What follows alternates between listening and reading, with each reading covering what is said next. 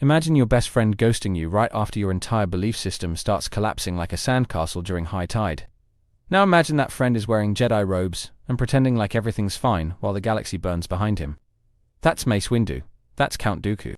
And that's the emotional rollercoaster we're about to unpack. Because this isn't just Star Wars drama, it's personal. Like delete my number personal. You ever notice how Mace Windu never actually smiles? Not once. The guy's got more emotional range in a brick. He sits in that Jedi Council chamber like he's the CEO of a failing startup who refuses to hear feedback from anyone who isn't Yoda. Meanwhile, Dooku's over here watching democracy rot from the inside out and saying, hey, maybe we should talk about this. But, nah. Mace hit him with the classic Jedi equivalent of, you've changed, and walked away. And yeah, I get it, the whole Jedi must not form attachments thing blah blah blah. But don't tell me that doesn't apply when your best friend starts unraveling in front of you. There's keeping the peace, and then there's abandoning someone while pretending it's noble. And Mace chose door number 2 with the confidence of a guy who thinks lightsabers are better than therapy. Meanwhile, Dooku's like, hey, something's wrong with the Senate. And Mace just folds his arms like a disappointed substitute teacher and says the system works fine. Bro, the system literally has a Sith Lord running it. That's not a red flag to you. That's not worth at least a coffee and a chat. Come on now. Jedi wisdom, my foot. And what makes this worse is that they weren't just co-workers. These guys trained together, fought together, probably stole cafeteria snacks together. Dooku didn't need someone to agree with him. He needed someone to care. And instead of throwing a lifeline, Mace threw a brick and called it balance. In this video, we're diving into the quiet betrayal that pushed Count Dooku into the arms of the dark side. We're breaking down how Mace Windu, the Jedi Order's poster boy for tough love, wasn't just a bystander to Dooku's fall. He was the final shove. This is about friendship, failure, and the cost of silence when loyalty actually matters. Let's just ask the question no one in the Jedi archives has the guts to say out loud. What if Count Dooku didn't fall to the dark side just because he was ambitious or corrupted by Darth Sidious? What if he was just betrayed? Not by some shady Sith or Republic warmonger, but by his own friend, Mace Windu, the guy with the purple lightsaber and zero bedside manner. It's weird, right? You hear Mace Windu and you think, stoic, powerful, no-nonsense Jedi master. But go back far enough, and he was actually pretty close with Dooku. They trained together. They sparred together. They were basically brothers in arms during the glory days of the Jedi Order. And yet, when Dooku started questioning the Republic, the Jedi, and the crumbling moral code of it all, Mace didn't say, hey, let's talk about it. He said, you're out of line. Imagine your best friend starts feeling like the system is broken, and instead of listening, you just call a council meeting and vote to replace him. That's what Mace did. When Dooku left the Order, Windu didn't fight for him. He didn't visit. He didn't reach out. He just coldly replaced him on the council. Like Dooku was a broken droid, not a man he'd known for decades. And here's the kicker. Mace Windu was literally known for sensing shatterpoints, right? Moments where people are at their breaking point. And yet he couldn't see that his own friend was on the edge. Or maybe he saw it and chose not to act. Which honestly might be worse. So we're starting off with a question. What if the fall of Count Dooku wasn't just a Sith plot? What if it was a friendship, shattered in silence? Okay, let's be real here. The Jedi Order in the prequels was already a mess. But Mace Windu made it worse by playing the role of moral gatekeeper instead of actual human being. He wasn't just cold, he was ice cold. The dude heard Dooku's concerns about corruption and injustice and basically responded with, trust the system. Sound familiar? We're talking about a Jedi council that thought sitting on pillows and quoting prophecies was more important than, I don't know, listening to a guy who saw the galaxy falling apart. And Mace Windu wasn't just a bystander, he was the enforcer, the hammer of the council. The moment Dooku started sounding a little too self-aware, Windu backed the institution, not the individual. It's actually kind of heartbreaking when you sit with it. Dooku wasn't some cackling villain in the beginning. He was thoughtful, idealistic, even noble, in a very Jedi way. He cared deeply about justice and truth and, when he saw those things slipping away, it didn't make him evil.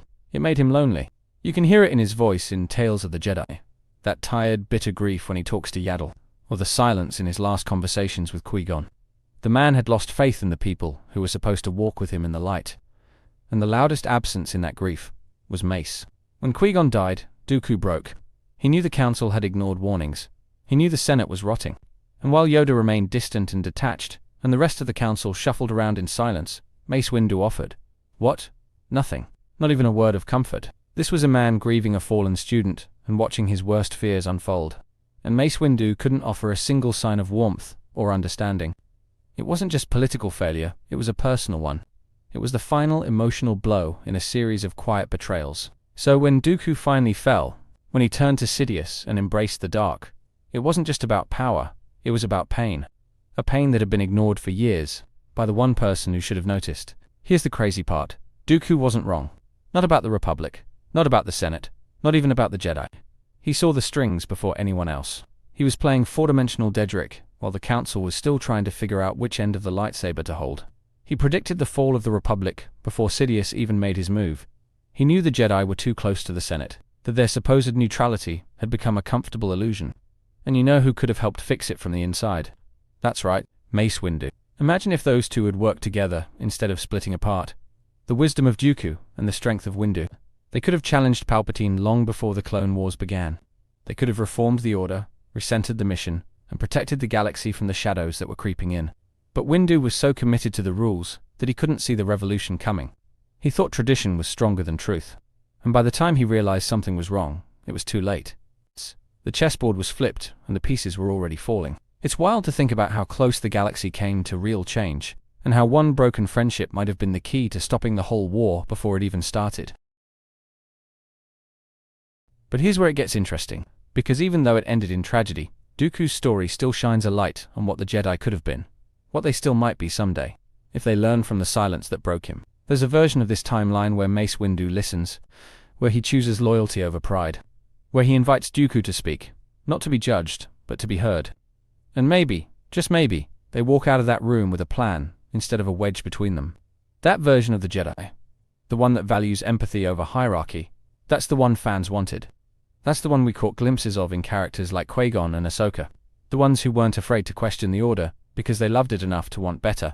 Mace could have been that leader. Dooku could have been that visionary. They had the potential to be more than what they became. And that's the haunting beauty of it. Even in the darkest stories, there's always a glimmer of what could have been. So maybe the real lesson isn't that Dooku fell, it's that the system failed him. And it didn't have to.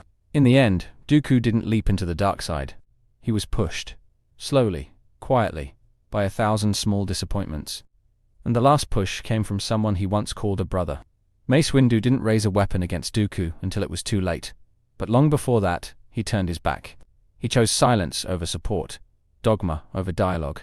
And that silence echoed louder than any lightsaber ever could. Their story isn't just a cautionary tale about Jedi and Sith. It's a story about friendship, about trust, about what happens when we stop listening to the people who matter most. And by the time Mace tried to save the galaxy, his oldest friend had already stopped believing it was worth saving. What makes it all sting is that neither man was truly evil. They were both victims of a system that demanded obedience, but offered no compassion. And by the time they'd both met their ends, the galaxy had already lost the war. Long before the battles ever started. So yeah, maybe Dooku was a traitor. But before that, he was a friend, abandoned when it mattered most. And that's the part no one ever wants to talk about. Thank you for watching. If you enjoy my videos, please consider looking at my pinned comment and checking out the links for my Amazon storefront.